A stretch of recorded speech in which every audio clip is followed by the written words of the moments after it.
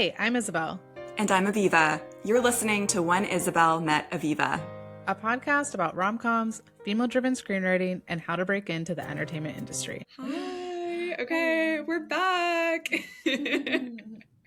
How's it going, Isabel? It's going as good as it can right now. But I'm doing okay. I How are you? understand. Kind of same. Mhm. Doing my best. I don't know. June hasn't been it's been good for career, but it hasn't, I don't know. It hasn't been my favorite month, but I'm manifesting things turn around. Yeah. But Have you turned in you were working on pages, right? For your yeah. Let's do a quick writing update. Yeah, I was working for the past like 5 or 6 weeks on a new draft for the option script. So that was really cool to get notes and write a bunch more drafts. And yeah, I thought that went really well. So I'm waiting for more notes now from some executives I've incorporated their notes and I'm waiting to hear what they think. So Okay. yeah, that was That's really cool. exciting. Yeah, Yeah. it was really cool. It was I feel so much more motivation when someone actually wants something from me in a professional, Right. Yeah. as a screenwriter. I felt very motivated to do that. So Having like an yeah, external deadline from somebody else really does help. it totally does. It feels like I'm not just like writing into the void, like someone actually cares. Right. Yeah. So I thought that was really good. And yeah, I mean, we can talk about this in a future episode because I haven't actually signed a contract yet. But I think by the time this goes up, this will be, I'll edit it out if it isn't. But yeah, I have a manager now, which is really Wow. cool. So Official. obviously, but that's really exciting because that's something, you know, that I've wanted for like 15 years, but yeah. Just casually. Just casually. So we can talk more about it maybe on like a solo episode with us, but my contract should be coming like today. So it should be Wow, that's so official by the time exciting. this goes up. Yeah, I'm really Yeah. excited. Yay. So does So he have stuff yeah. that he's like looking for you already, or did you guys Yeah, like? he's read some. I think I'll just share his name. I'm gonna post this. His name is Seth Nagel. So he's read some of my scripts already. So we've talked about like where to place the airport rom-com. That one he has, the Mary-Kate and Ashley one. And then I'm gonna share a lot of my other log lines with him too, because I have quite a few. Yeah. So yeah, I know it's super exciting. And I mean, yeah, I've never worked with a manager before, so I'm super curious, yeah, like what doors can be opened that, that I couldn't open, that's the point of a manager. So, yeah, so I'm excited. That's so cool. Yeah, you're just Yeah, like, what a year you've had. I know. Full script, got a manager. Option script, manager, like even having an entertainment lawyer is kind of surreal to Yeah, dash for a like lawyer. just like I'm excited to put my manager on IMDb because I always dreamed about that moment. Yeah. Because it just feels really legit. So we'll see. I'll keep everyone updated. But it's cool to have like more people believe in you after like so many years Yeah. of rejection. So, Yeah. but yeah. And other than that, I want to hear really quickly about your writing. But other than that, I've just been working on my therapy rom-com. Like I have an outline now. Nice. And yeah, so I'm hopefully going to be starting pages like this week or next week. But yeah, what's been going on with you? If there's, Oh, I haven't been writing at all. yeah. So I was like, No, we it's don't need to talk about that. I don't have any updates. Yeah, no worries. Did you ever, I don't know if you can share this, we can cut this out, but did you ever hear back from after your meeting that we discussed like a couple episodes ago? Have you been in contact with her? Oh yeah, I have. Okay. Yeah, I did. I sent some pictures to her and we're talking about some. So, Okay.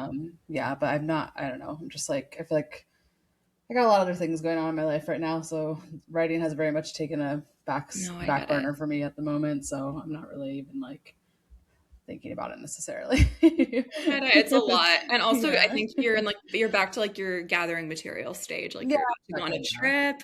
And yeah, no, I feel like writers can't constantly be writing. That would Yeah, I be, know. Yeah, I definitely feel like I'm just even trying to figure out exactly what kind of writer I feel like I want to be. I think that's like, um, yeah, I've just been like trying to figure that out. But yeah. Do you want to quickly talk about the movie? Are you in the mood?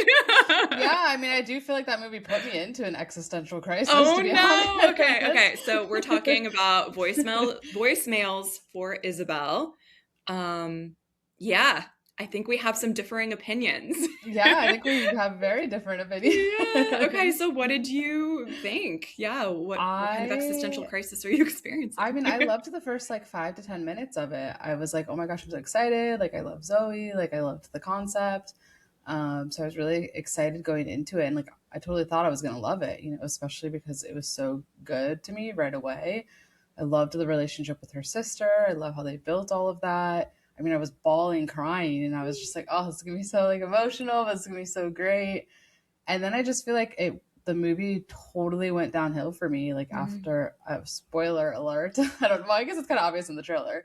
Once the sister dies, Yeah, okay. Yeah, yeah, yeah.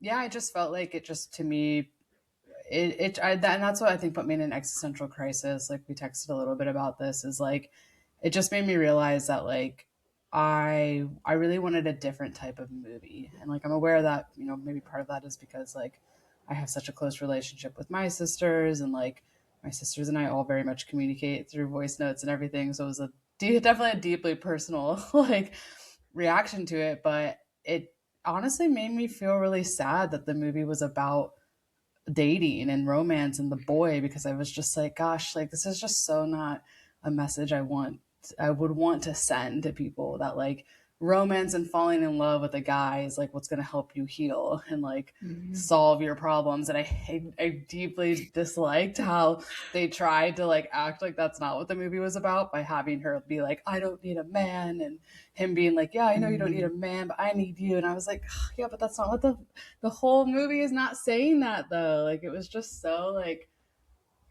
I just really didn't like it, and I thought the Yeah. message was depressing to me, and I felt like it was just it focused so much on.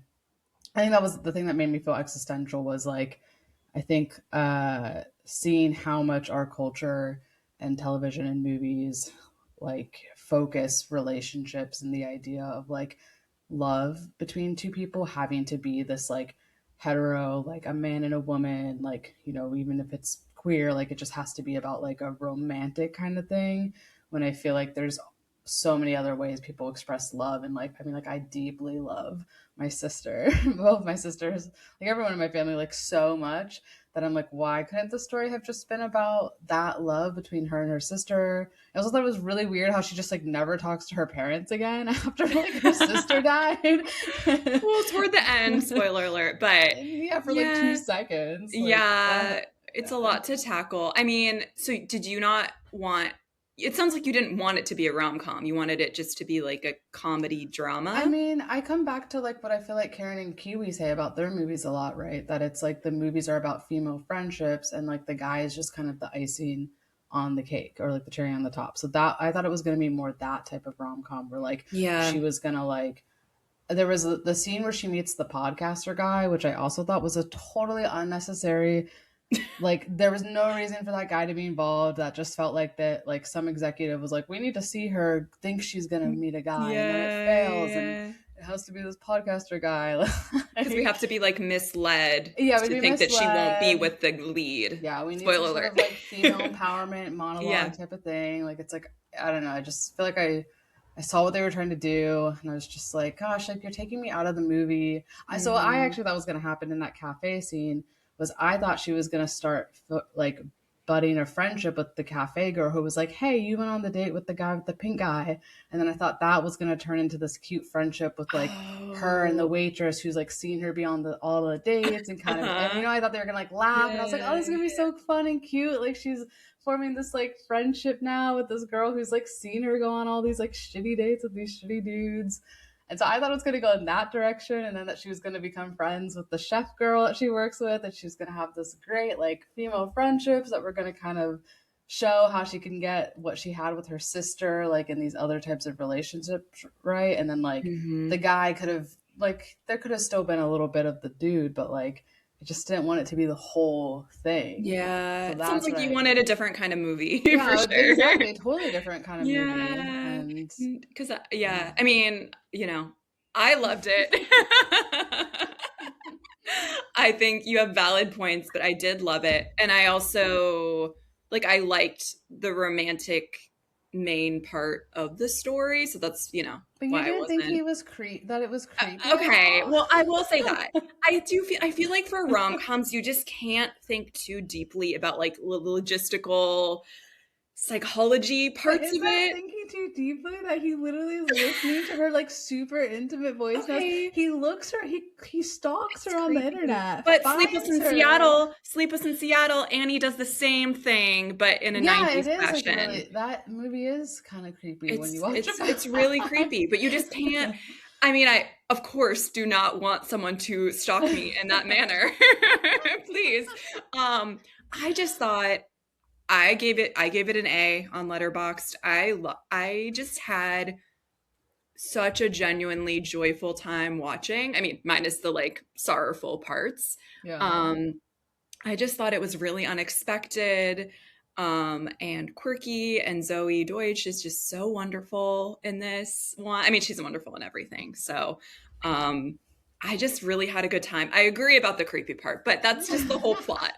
So I just, these are the tonally, that's the kind of movie I would want to see more of on Netflix and Mm. streamers because I did feel like people the dialogue in particular, like I just do feel like people spoke in this really refreshing, unexpected way that made me want to keep watching all the way through, and I wasn't bored.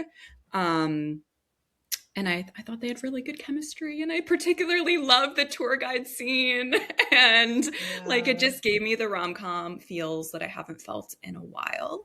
Um, yeah, I know we're running out of time, but maybe we can discuss it more on another episode. But I'm at least excited to see something entertaining and rewatchable for me because I haven't experienced that in like 3 years. So Oh, well, I'm glad it was that for you. yeah, no, I got it. Yeah. I will also say it's so interesting how long movies take to get made because this was a blacklist script. Like it made some sort of list in 2019, the Oh, screenwriter. wow. So Dang. I want to read some more interviews of hers. I know she was on Aaron Carlson's newsletter, like she was interviewed there about how it was made. So anyway, and she was the, director and in it. So but Kalee, our guest, is in the waiting room, so we can let her in and she can just introduce herself.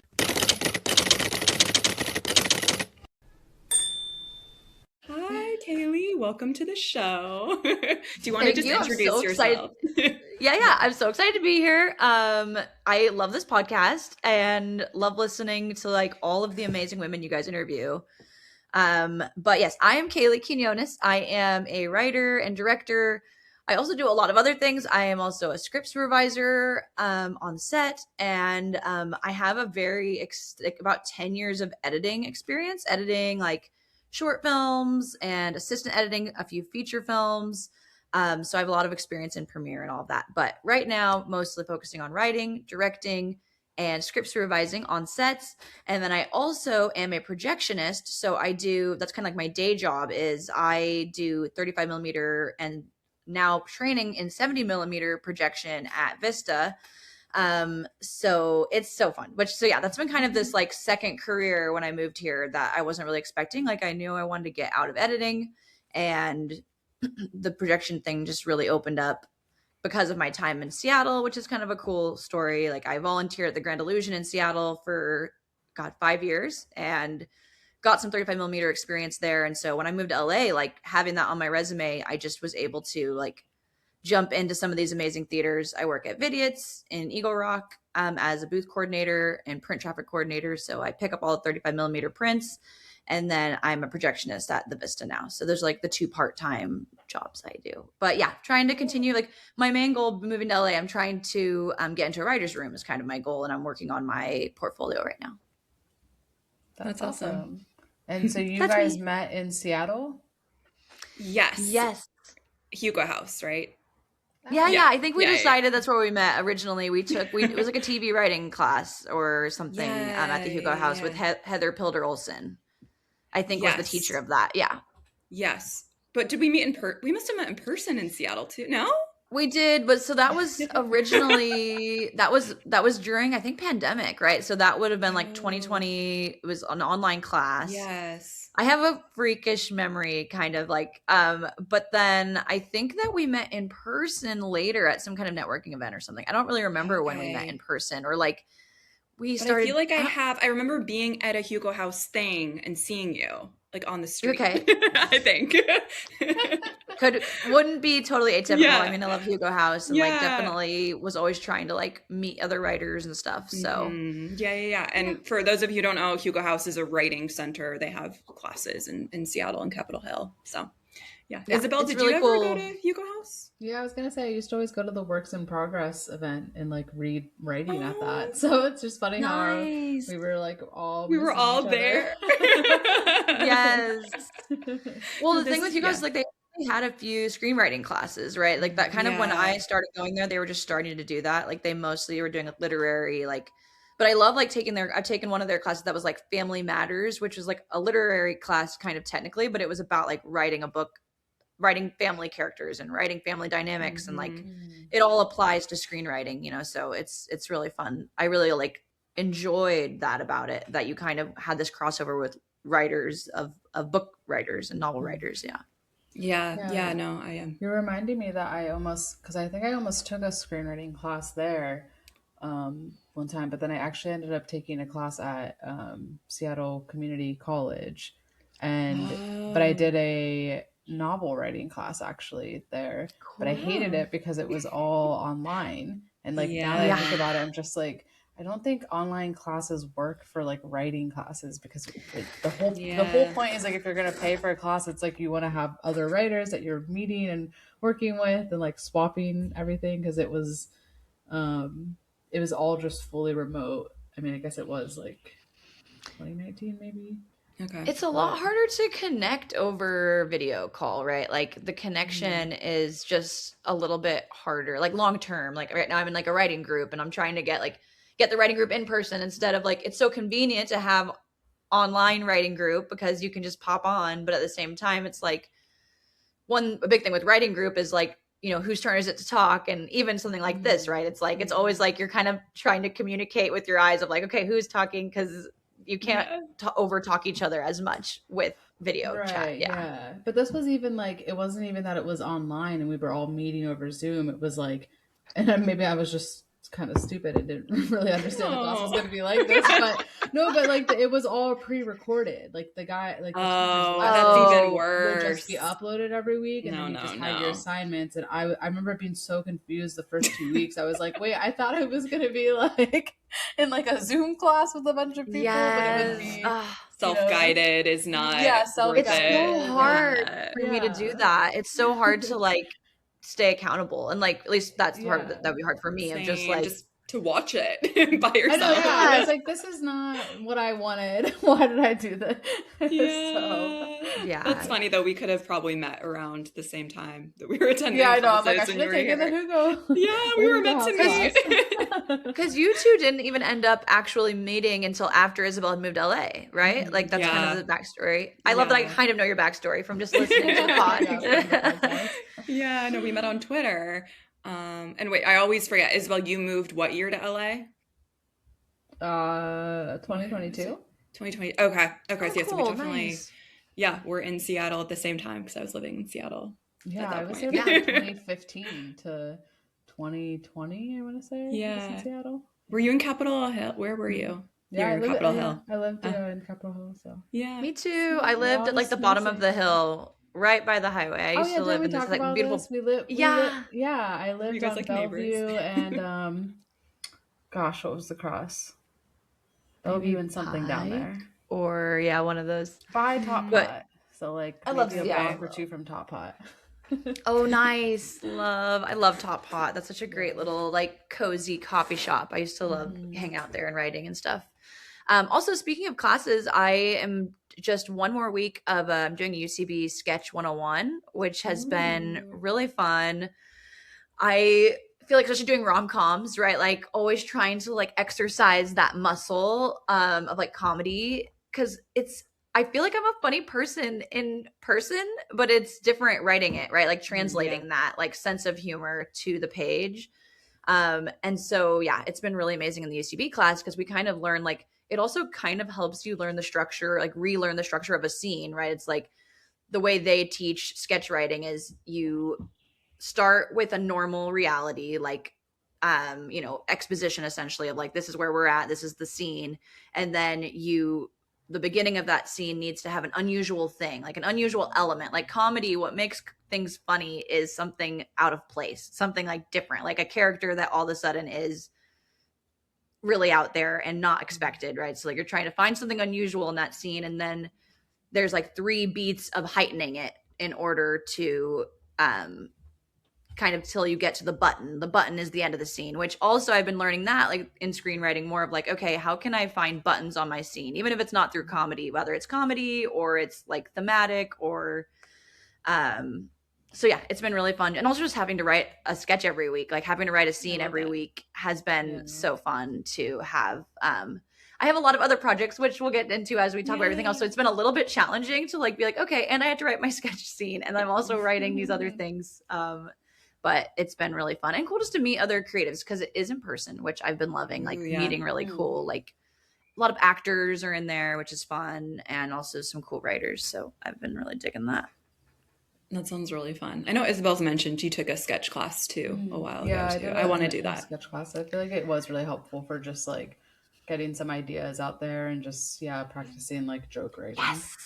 Yes, and like especially the ideas thing of like it's helped. I hope this lesson like lasts long term, but like it's helping me get used to having ideas that aren't funny or like aren't good and just feeling that in the room and getting more comfortable with it, right? Because that's part of being a writer, and part of like if you were in a writer's room would be you're not always going to have the perfect idea, and like you have to all ideas are good ideas, even if they aren't the one that's going to go into the story. You kind of have to open up that channel and not allow your fear of not having a good idea to block that. And so it's been really helping me open up that channel a little bit and live a little less fearfully. I'm a little bit of an anxious soul, so it will never be completely gone, but it's getting better. No, that's relatable. Yeah, because I often notice, like when I'm giving feedback on someone's piece, like I recently did, I feel like I have to like share my bad idea to like hopefully for them to generate what it should actually be. I'm usually like, what if this happened, but this like don't use this idea, like generate, you know what I mean? It kind of like opens a portal to hopefully something even better. Yes, absolutely. I love doing that. I feel like sometimes it makes giving notes take really long for me when I do tell people like, oh yeah, I'll give you notes on this. And then I just really came up learning like, if you don't have a solution, then don't say something negative about it, right? If you see a scene and it's not working, ideally you should say, well, this would work, rather than like, oh, this isn't working. It's kind of even in a writer's group, I try not to do that because it's just kind of, but they're also writers. I guess that's also the thing is like having that faith in your writer friend of like, they'll figure it out. It's their story. But yeah, it does feel good sometimes just to throw out an idea of like, this is another direction it could go, and then let them, work from there. Yeah. Kind of how improv works. I feel like yes, and or whatever. Exactly. Totally. Cool. So how's your like when you say that like your goal is to get into a writer's room here, like how have you been approaching that process? Yeah, so there's been a lot of interesting things. So I'm writing a drama pilot. It is called Twisted Creatures, and it is a mini series inspired by true events that happened in my hometown.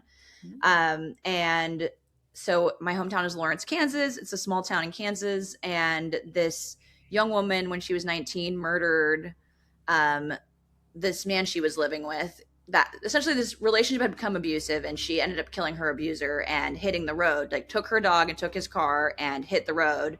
And the detectives they found the dead body, and then they ended up like finding her in the Everglades. She actually ended up getting caught in the Everglades for possession. She was like smoking a bowl in the Everglades. And she got caught, and then they interrogated her, and it all came out that, she had murdered this guy.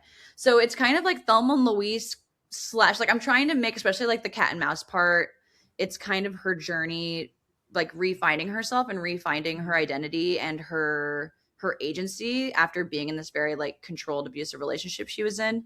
Anyway, so I've been working on that pilot. I think it's a really interesting premise, and I'm hoping that like the fact it's inspired by true events will have some stickiness to it. And then I'm kind of trying to figure out I'm going to do a 30-minute comedy as my other portfolio piece. So working on that portfolio has been one of my main things. And then I just recently connected. So my first on-set gig here in LA, which was so exciting because I also really want to do more on-set work here. I worked on a really amazing short called Organized Parts. That was with an amazing screenwriter, Lindsay Villarreal. She has been a story editor for a lot of shows on Hulu, like, and a lot of different Hulu shows. And so kind of connected with her. We had like a really good connection immediately, and asked her to read my sample pages, which now have completely changed. It's so just all the revision process, right? Like it was really exciting to like send it to her, and that I've heard you guys talk about on this podcast of like that scary feeling when you send it off. You're like, okay, I just want, this is a WGA writer. I really want to, hear what she thinks about this. It's worth it to get the feedback, even if it's, not. And of course, the feedback is never like, "Oh, this is perfect. Send it out to everyone," which is like what you're hoping for, but it was not. But she gave me really good, helpful feedback and gave me some positive feedback, which was great.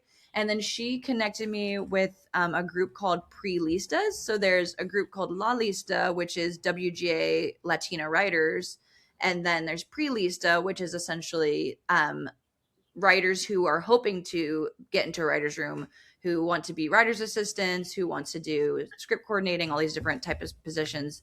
So about, I guess, like 2 or 3 months ago now, she added me to Pre-Lista, which was an awesome opportunity. And then I've been working in a writing group with other Pre-Listas, and I've kind of been meeting different people who are on different shows. And so I feel like my main thing right now is just networking, right? And like cold emails are on my list. I'm a big believer in cold emails. I feel like I've had pretty good traction in the past from cold emails, just in other things I've been trying to do.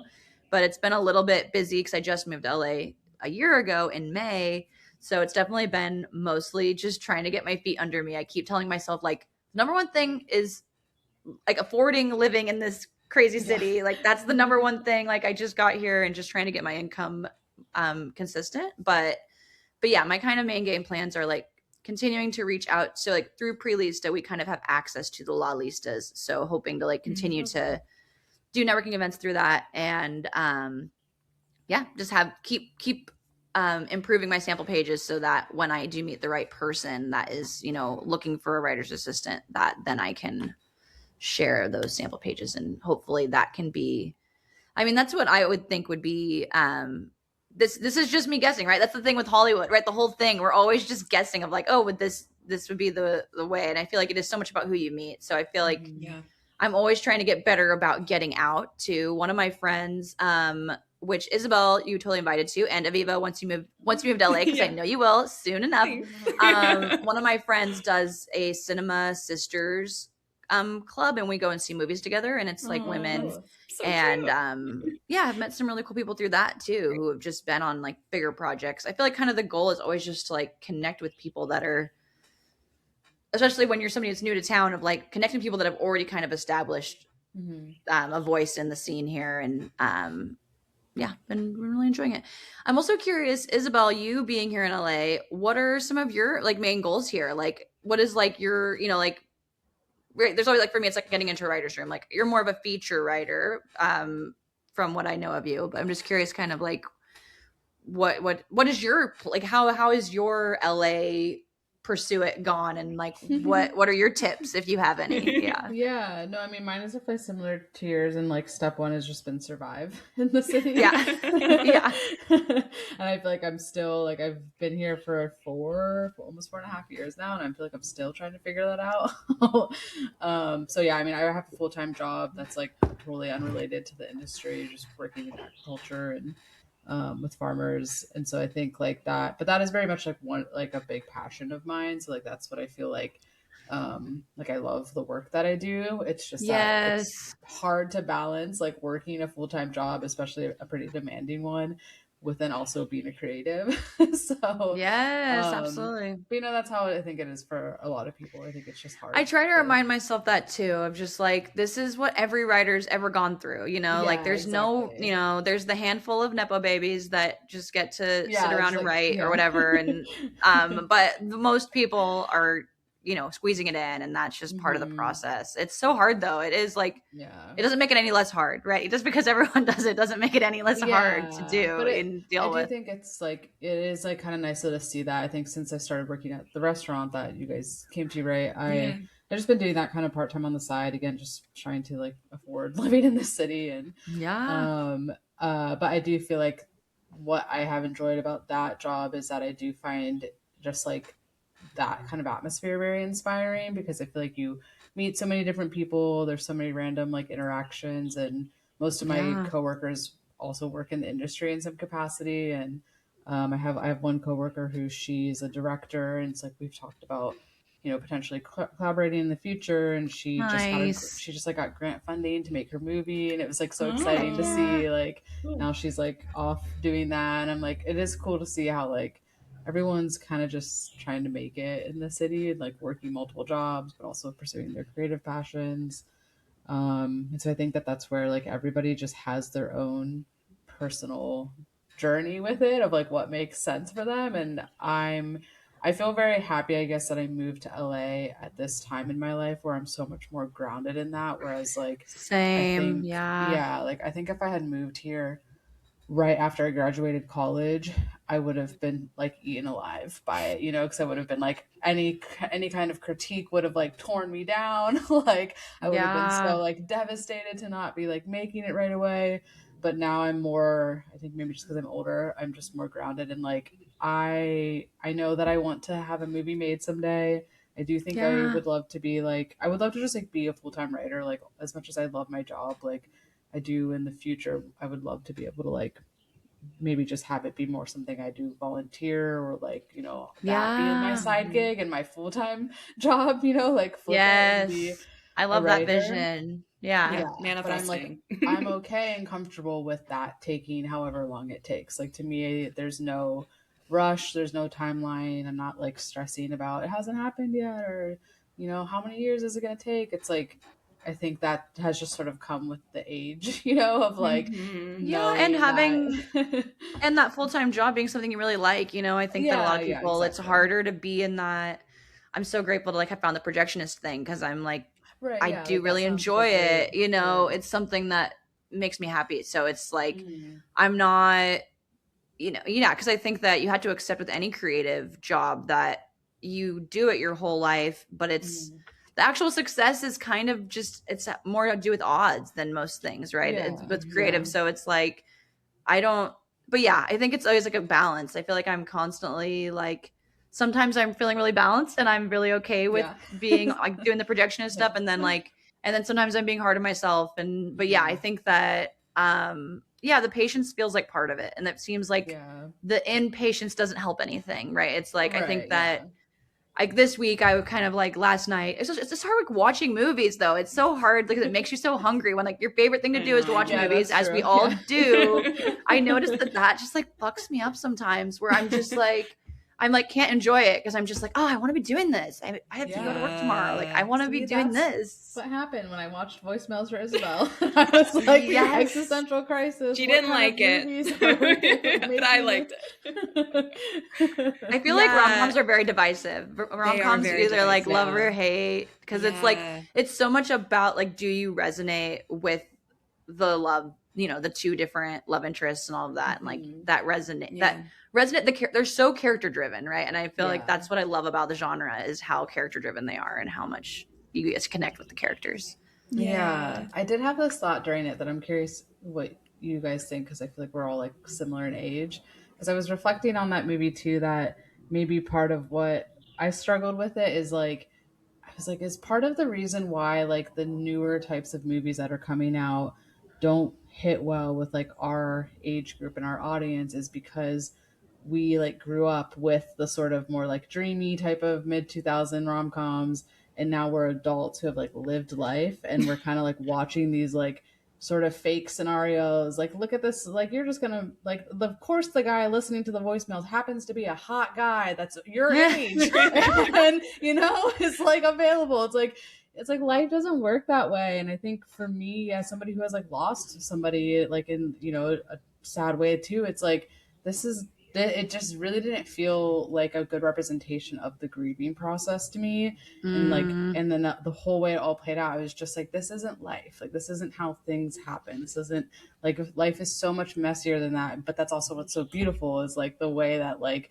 all this kind of crap happens, and you lean on your friends and your family and this all, and you grow from all that, blah, blah, blah. So that's where like I was watching this movie and just feeling like they just wanted to put a rom-com with the voicemails and make it be like, the call to Tom Hanks and Meg Ryan, and that's where I was just like, maybe it is. I do feel like I'm having a personal issue with this movie. Well, that's the thing. Like, films are very subjective, though. I mean, your reaction, like you've actually had that experience, so therefore you have a higher expectation of it, right? Whereas with other like people, grief, like in a movie, I guess maybe is what I was. What is the premise of voicemails from it? Voicemails for was it not for Isabel? Yeah. Wait. See, voicemails for. Or is it two? For. Now I'm like, I don't know. We need to preface. We need the function junction preposition help. I'll give you the premise. Is basically this. So Zoe Deutsch's character, her sister passes away. That's not really a spoiler because it's within the first. I'm not worried about it. No worries. No worries on the spoilers. It's in the trailer. And they had a really close relationship. So she used to. Sorry, I'm distracted by a siren. Can you guys hear that? We can, but it's very subtle. Proceed. It's no big deal. Okay. Yeah. Anyway, so after her sister passes, she just continues to call her and leave voicemails, like kind of as catharsis and just like her coping mechanism. And then, of course, the number has been transferred to this hot man in Austin. And the premise itself sounds cheesy to me, so I maybe would end up being with Isabel. And basically he gets these voicemails. He's gonna tell her, hey, wrong number, but then he like never does. Spoiler alert, kind of. And then he falls in love with her through like hearing basically her diary entries out loud. So it's like sister. Love. But he also looks Love is Blind. Up. Love is Blind, but in a kind of. But I will say, because I also wanted to pose and be like if he had looked her up and she wasn't hot, he would have just been like, not it. That's no, so not, true. Like not in love with her for all her quirky little voices and everything. But it's so true. No, I loved it, but I know Kalee hasn't seen it yet, so you should watch it and let us know what you think. I'll check it out. I really like Zoe Deutsch. She's great. Fan of her. She should be in our rom-coms. I feel like she's probably my favorite actress in that genre. Like right now. Yeah, she's I don't really think cute. There's really anyone else. She's really good. She's very relatable. I also really like Anna Kendrick. She can be really good in some newer rom-coms or it's like there's so many good. I also love Jennifer Lawrence. I haven't seen the rom-com that she's in, but she's in one that you mean years ago? You mean the years ago before she came back. With they dance in it with anyway, I'm blanking on the name. Everyone knows. Let's see. No Hard Feelings. You're thinking of I was thinking of a different one. She's in another one. Silver Linings Playbook. Silver Linings Playbook kind of has a bit of a rom-com. I actually loved No Hard Feelings. I thought it was like amazing and not really on brand for me to love. Wait, Isabel, did you see No Hard Feelings? It was okay, but I really did not. I don't like the relationship between her and the boy. You were disturbed. It's very disturbing. How are we okay with that? Just don't overthink what's their weird romance? Girl, the people would have been in an uproar about that movie. Okay, well, No Hard Feelings. It's based upon a real story, I think. But wait, what? I think so. A Craigslist ad. These parents ask for what is the actual premise? They ask for a girlfriend for their nerdy son to pretend to. Oh wow! No, yeah, I thought it was to take his virginity. Didn't it? Was it virginity? Oh my god! I can't remember. I think they want him to. Maybe it's just to date. I thought it was just to date, and there was nothing with virginity. But she just probably makes it sexual because that's funny, right? Like she probably makes it very. They end up having this really cute platonic relationship. So I thought the Okay. parents did want her to have sex with him because they want him to like have sex before he goes to college for Maybe like the I first cannot time so that he remember. can kind of like go to college and like be more confident or something.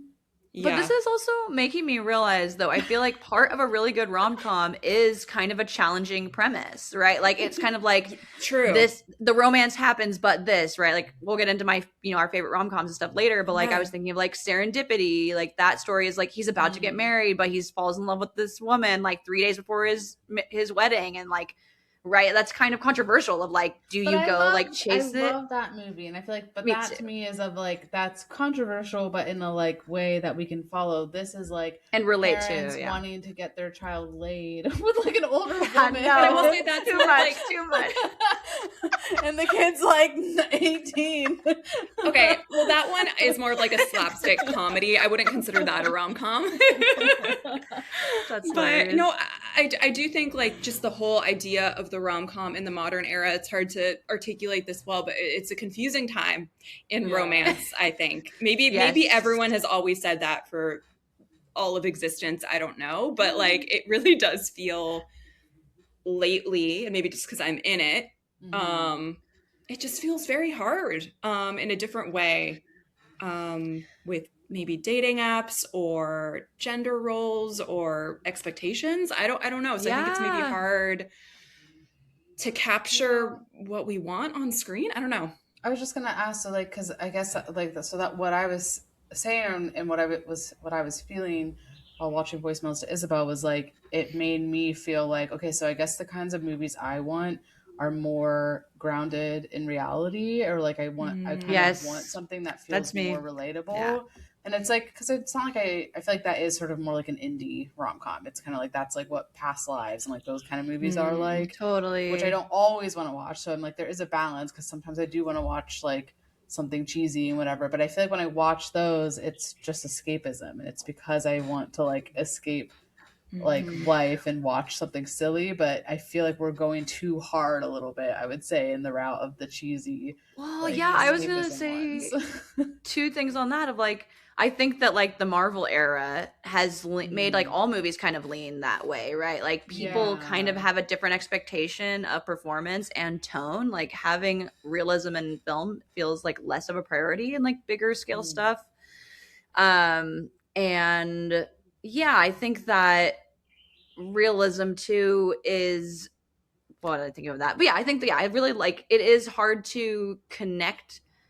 I just don't. Yeah, I was gonna say with the old movies. With the old movies, that used to be the same way, right? Like something like You've Got Mail. My list of great rom coms are like all these old like 2000s one, like we always talk about a lot. But like even something like Notting Hill, like these are like very kind of like stereotypical, and they are cheesy. Like inherently, rom coms are cheesy, but I think that the best rom com writers bring realism to that. Like bring like it's like serendipity, even, right? It's like it's funny that something so coincidental would happen, but that really is how love happens when you bring really honest characters to it, or when you really tap into who the characters are. It feels you don't really care that it's not realistic that they would bump into each other because of the way the characters are portrayed, and because yeah, I think that's the thing. It's like when if you make your reader invest in your characters, you can kind of do anything.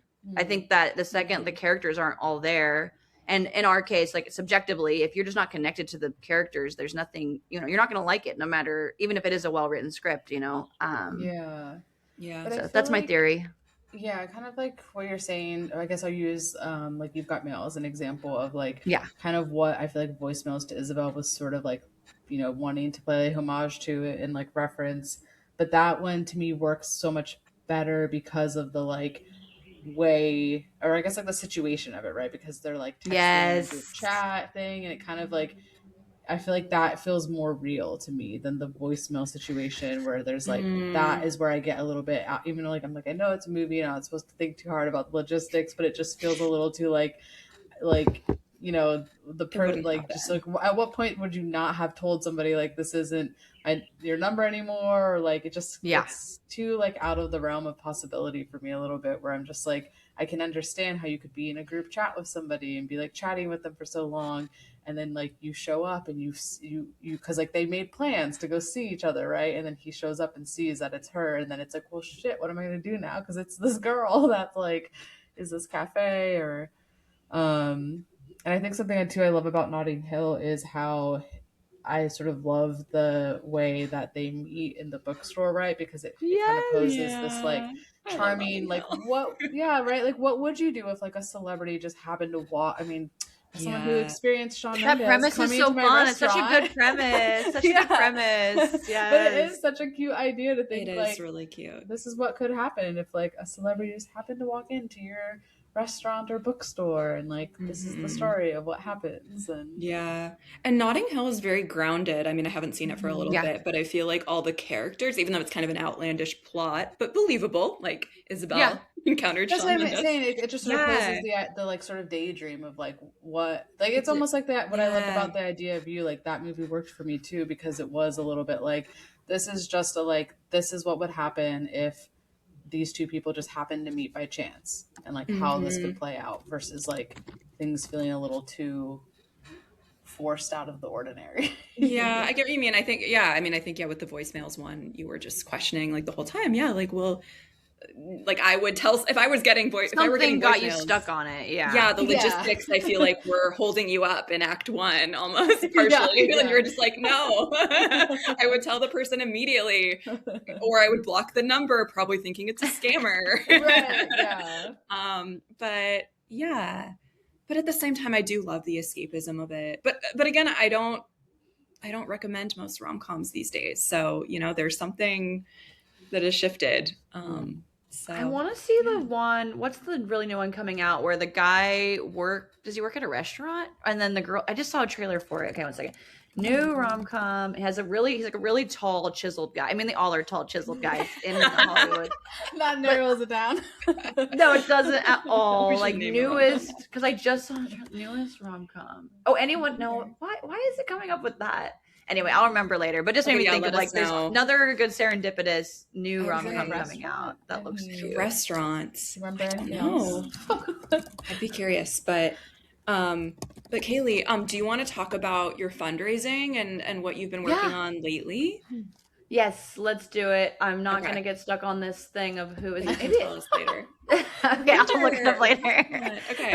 Okay, so so my fundraising. I'm so proud. We raised $12,928.50. $12,928.50. Which is amazing. We kind of tried to the thing that's interesting about Seed and Spark is Seed and Spark is the platform that you can crowdfund on, and they really push you to make a realistic goal based on the number of contacts that you think you have. So like when you submit your page, they ask you, how many people do you think you're going to be able to get to give to this campaign?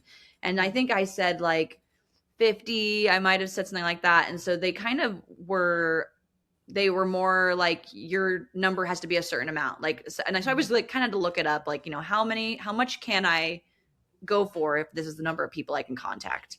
And so that was one element. And then also when you there's a page in Seed and Spark called, what is this thing called?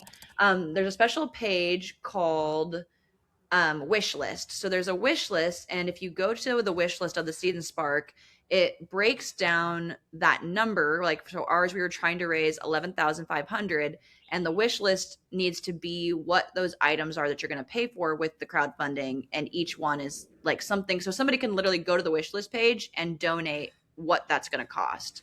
Mhm. So I put like pay cast and crew was $5,880. It's crazy how expensive it is to pay people, and this is at like the lowest day rate possible, right? So $5,880. Location was $2,000. Lodging was $1,770. So like, you also have to like give them your number. You have to have your budget really locked in order to launch one of these campaigns. Essentially, That's one of my really cool, first though. like tips. Yeah, it was really actually amazing to, kind of like grant writing is such a pain. Same kind of thing of like it helps you really understand what it's going to cost to make your film and really understand what your film is, right? Like I had to write all of this, you know, the mission statement, the director's statement, which is kind of optional, but I felt like that really added. I'm convinced that 50% of people actually read all of this stuff that I spent so many days and hours working on, because so many of them were my friends and family. So I know that hardly any of them read my shit, which is fine, but heartbreaking, because you have to write it, because it is like the scenes where people actually go through and they read it and they tell you, they give you feedback on your what you write so that they can help you. And then what else do I want to share this? So yeah, so it was really crazy. So the thing that's also interesting is I was posting a lot to Instagram, and that was something I wanted to do because I was like, okay, everybody's on Instagram. If I can like make one of my posts, if it somehow gets viral or somehow, I don't know, if somehow more people see it, that would be great. That never happened because I just don't know enough about how to post to Instagram, right? Which I'm sure you two experience also with the podcast, right? Where you're just like constantly trying to figure out like, what kind of thing that I post will the algorithm grab onto? Yeah, that's a tough one. It's such everyone's the puzzle everyone's trying to figure out these days. So that was very little. And it was funny because my producer at one point, who I adore, he was like, I asked him like, hey, how do you feel about the campaign right now? We were like maybe like a quarter of the way there to our goal. And he was like, yeah, I feel like you were really posting a lot when the campaign first started, but now you're not posting that much. And I was so mad, not mad, but just like, oh, whatever, I'm trying to post, I am. But then I kind of told him, I was like, 95% of the donations we've had have been from emails. So there's been like maybe 1% of the entire campaign was Instagram, and it was all direct emails. So direct email copy. If either of you ever decide to do a crowdfunding campaign, I had a friend who had done one before who kind of sent me a template that then like I worked from and created my own voice with it. But yeah, so just like that was the big thing of like, and going through, another tip she gave me that I thought was really awesome was like going through all my old call sheets, or like in your case, like your old writing classes, or like any of these kind of things that are industry people, and finding those emails and reaching out to them. Some people really also expect to be surprised. Like people will give that you're not expecting to. I had like, you know, someone that I had programmed at Seattle Film Society ended up giving like $200 or $300, you know, like these crazy amounts that I was not expecting. Right. So lots of pleasant surprises, and mixed in with people who I just didn't even receive responses from, which means they were busy, and not that they hate me, but I assumed that they hated me at first. It's tough to like put yourself out there. Before you continue, do you want to share really quickly like what the project is? Yes, love that. Okay, so Blood Moon is a short film. It's running about 15 minutes long, I think is what it will end up hopefully being. I really want to keep it under 20 minutes. It is the story of a woman, an erotic painter who is going through a breakup and her menstrual cycle, and she begins to access a parallel, kind of dissociate and access a parallel universe where she lives nude in the forest. And so it's kind of like intercut. We already shot all of our interiors. My partner, Max Fosberg, and I, we had this beautiful apartment in Tacoma, Washington, last year. Yeah. Last February, before we were moving, we were like saving to move to LA, but we wanted to finish a few film projects and got a bunch of our friends together to film the interiors. So that stuff's all like her in her studio, trying to really struggling to paint, because she also has an art show coming up, right? So she's going through this breakup, her menstrual cycle has started, and she's really depressed, like down, but she's also trying to figure out the painting for this art show. And so that's all the interiors. And then now we raised funds to film the exteriors.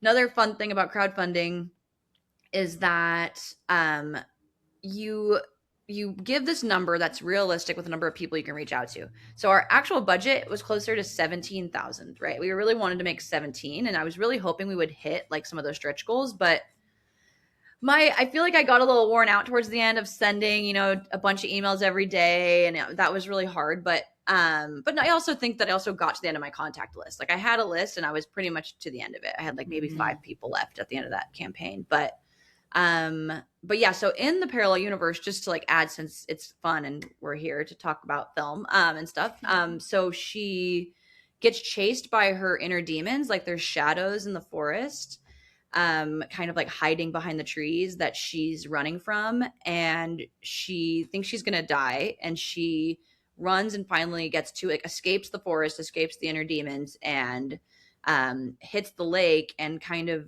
my cinematographer and I, our kind of thesis for this scene, this lake scene, was the ecstasy of safety. Like, she gets out into the water and she's like waiting, she's like floating on her back and just like enjoying the view. It's also like, I really wanted to make this film as my last Washington film, because I really want to do something out in the landscapes in Washington, Eastern Washington. And so she's laying in the middle of this lake and there's mountains around her, kind of like Lake Serene or something like that.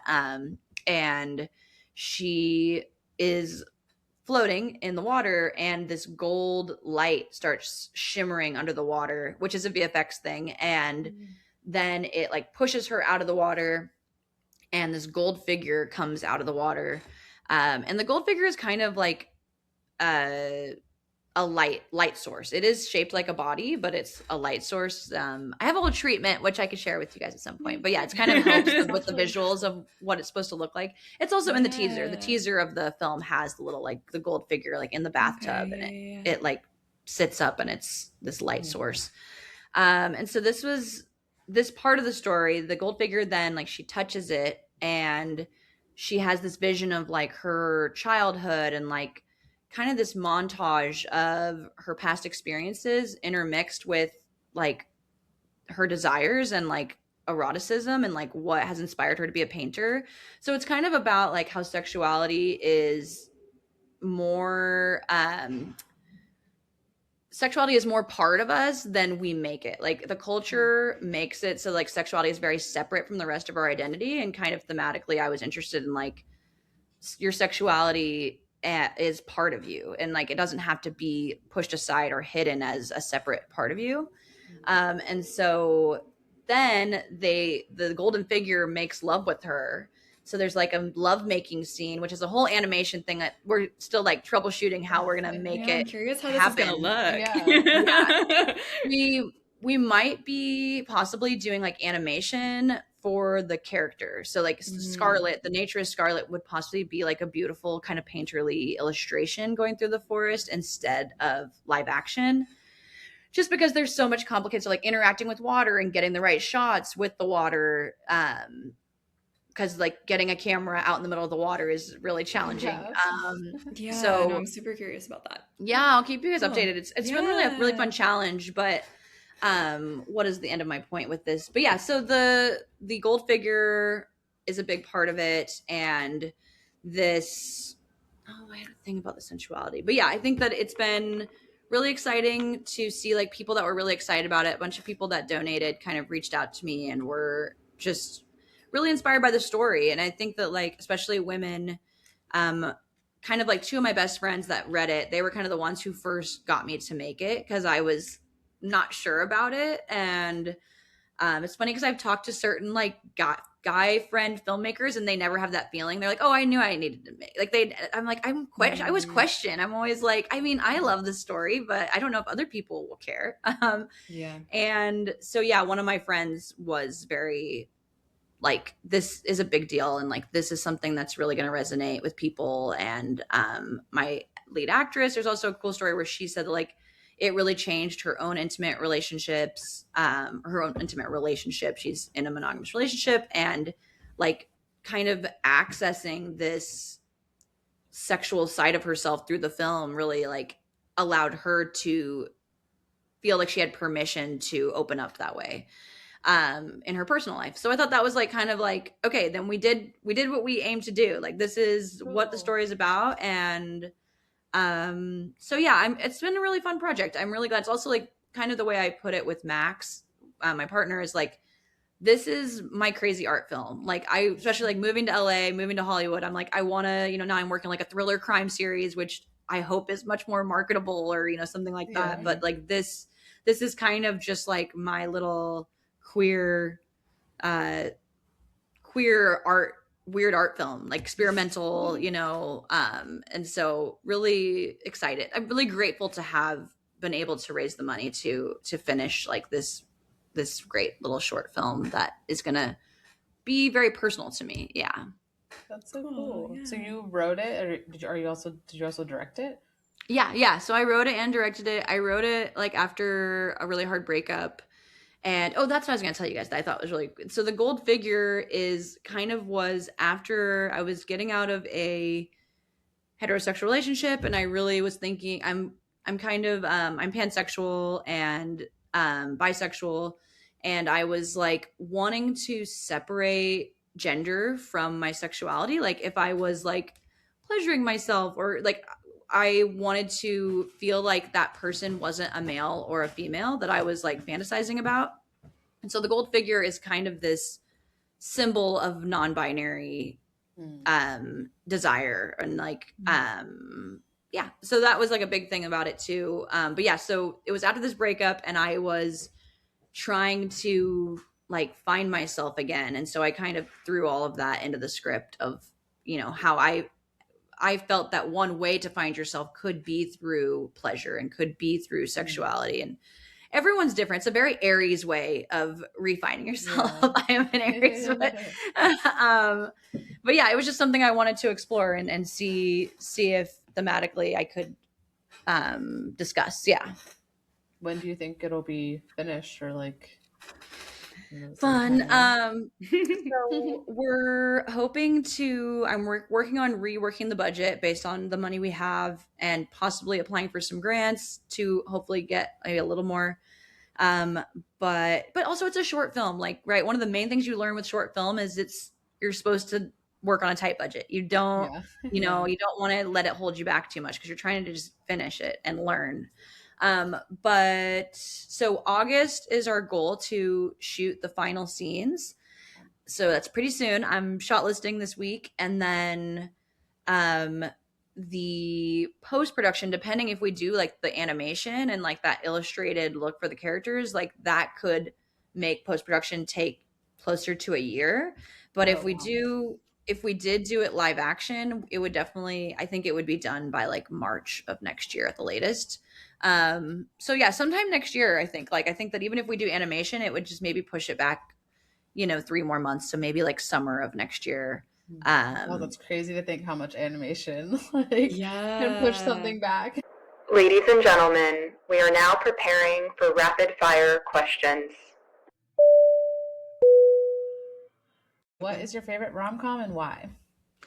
Okay, what did I decide? Because I had so many. Can I list all of them? I'm kidding. I'll choose my one, especially because of time. I will choose my one. I decided my favorite is One Fine Day. It was one of the first ones I saw like early. So this was George Clooney, Michelle Pfeiffer, and they're both single parents, and essentially George Clooney makes it so that they miss the ferry. The kids miss the ferry to go to school for the day. So they have to take turns taking care of the kids for the day, because the kids don't get their ferry to go to school. I've never seen this. Yeah, I've never heard of this. No one's ever mentioned it. Yes, okay, One Fine Day was my niche. I also I'm also edgelord like that, where I want to pick something that people haven't seen. Like that's always my we goal. Prefer that. I love that. I know, new movie to watch. Yeah. It. So highly suggest that one. And then quickly, I'll give a few more backups. So also My Best Friend's Wedding, I love. Huge fan. Julia Roberts in that one. And then another like more in High Fidelity, which is an interesting, like very male based one, right? Because it's all about John Cusack. But I love John Cusack. He's rom-com boy of America. And I love him. And then another really good one that a lot of people haven't seen. Well, okay, sorry. About Last Night, which is like an 80s one with Demi Moore and Rob Lowe. Really amazing shower sex scene in that one. Highly suggest. It's so good. And so good. Demi Moore is just such a great actress. It's just so beautiful. And about like a one night stand, and then they fall in love. And then my last one is Celeste and Jesse Forever. Andy Samberg and Rashida Jones. That one's really years ago. Yeah. I need to rewatch that. I forgot about that one. Yeah. Yeah. Okay. Favorite rom-com trope to write? So I decided my choice is best friend. Like I love the best friend who's like trying to get them out of trouble and trying to get them on the right track. such as in Serendipity, he's trying to say to him, like, you're getting married in 3 days. You cannot go for this, right? Like, they're kind of like the antagonist of the story. And also, I love character actors, right? And a best friend is always going to be, you know, some awesome character actor that you pull in. So yeah, I would say my favorite thing to write is to write like a quirky best friend. I love that. Do you have a favorite outfit from a rom-com? So this one was hard. This is a hard one to me, but it's also, there's some good. So actually I love that you all brought up the Julia Roberts Notting Hill scene in the bookstore, because she is wearing a great outfit in that scene. She's wearing this like black beret, this like really cute black beret. And I love a good beret. Yeah. Yes. And she's wearing those little tiny sunglasses that are like in again, but they were in back then. They're just tiny little like cute sunglasses. And so yeah, I decided that's my favorite. Julia Roberts is so cute in that. And then backup Meg Ryan pajamas and You've Got Mail, right? Those like cute upper class cute pajamas that she's wearing. And then the classic, I think I've heard on this podcast before, so I didn't want to choose this one, but Kate Hudson in the yellow dress, undeniably amazing outfit. Yeah. Do you have a favorite rom-com line or moment? I do. Okay, so I was actually really excited about this one. Can I read it to you guys? It's a monologue. Yeah. So it's from Never Been Kissed. Which is Drew Barrymore. Never Been Kissed is where she goes back to high school and ends up falling in love with the teacher. Very controversial. Once you watch it, yes. I made Max watch it for Valentine's Day last year, and we were both just like, "Oh God, what the fuck." So this is the beautiful monologue. I used to do this as my monologue as an actress. I used to do this one because I thought it was so sweet. That moment when you kiss someone and everything around you becomes hazy and the only thing in focus is you and this person. And you realize that the person is the only person that you're supposed to kiss for the rest of your life. And for one moment you get this amazing gift and you want to laugh and you want to cry because you feel so lucky that you found it and so scared that it will go away all at the same time. That's sweet. No one's ever shared that before on the pod. Yeah, it's just a cute moment because she's saying she's never been kissed, so she's like waiting for that perfect moment when it's like, this is my person. And have you seen any recent rom-coms that you'd recommend? Ooh, what did I think of for this? I mean, the drama's hardly a rom-com. It's like more of a dramedy, but I love it. I love the drama. That was really good. I love that one too. I'm trying to think of what else I've seen. Enough Said. That's actually not that recent though. That Enough Said is Nicole Holofcener is the director, female director. Always love to see. She did that. That was it was possibly, I think, James Gandolfini's last film before he passed away. So it was James Gandolfini and Julia Louis-Dreyfus. And it's really cute. It's just like very like indie rom-com. And I really like that one. Another kind, see, all the ones I feel like I haven't watched enough really recent ones because they don't make them as much anymore. Which I've heard you guys talk about, and I always think is a really interesting thing. Yeah. Okay, if money didn't matter, what's a rom-com you'd make? You've written one or another challenging one that I think is interesting. So I had a few different ideas. I would love to film a romance comedy in Paris. I would love to go to France to do that. I've been to Paris and I love France. J'adore français. Je sais français. I know how to speak French, so I love French. So that would be my top. And then I have been writing. I have a feature called Last Night at the Video Store. That's about a video store manager who falls in love with a woman, but she's in a relationship with a man, and then like kind of through drama she ends up leaving her boyfriend. But that story, there's a specific scene with budget was not a thing, where she goes out to this lake and she's watching the beavers under the moonlight. So like somehow we would have like beavers at the lake and moonlight. I love it. And I don't know, I feel like it could be expensive. I love that. That's like quirkiest answer I feel like we've gotten. I love it. Okay, just to wrap up because I gotta go. But so where can people find you? Like, do you want to shout out anything out and let us know? I guess how to say. Yes. So I have a website, KaleeQuiñones.com. I guess you'll see my name on the It'll be in the episode description. I have a website, so my contact's there, my email's there. Would love to collaborate with people. The Blood Moon Seed and Spark, we're still looking to get followers on that page. If we get to 250 followers, we get a bunch of amazing perks like film festival discounts, stuff like that. So yeah, go to our Seed and Spark. Aviva, if you would please link it there. then you can follow us, and then you'll also just get our updates. Like as I go into production, I'll be sending out like, oh, this is what we're working on. This is the really hard VFX thing that Aviva was talking about. So yeah, just all those updates, and I think those are the two main places I would say right now. Cool. Awesome. It was so nice to talk to you, Kalee. Thank you so much. Thanks, guys. Sorry I kept you to the very last minute. No, Bye, Isabel. Bye. See ya. We'll talk to you soon. This has been an episode of When Isabel Met Aviva. If you want to stay up to date with our episodes, please subscribe. Bonus points if you leave us a positive review. Don't forget to follow us on Instagram and Threads at When Isabel Met Aviva. See you next time.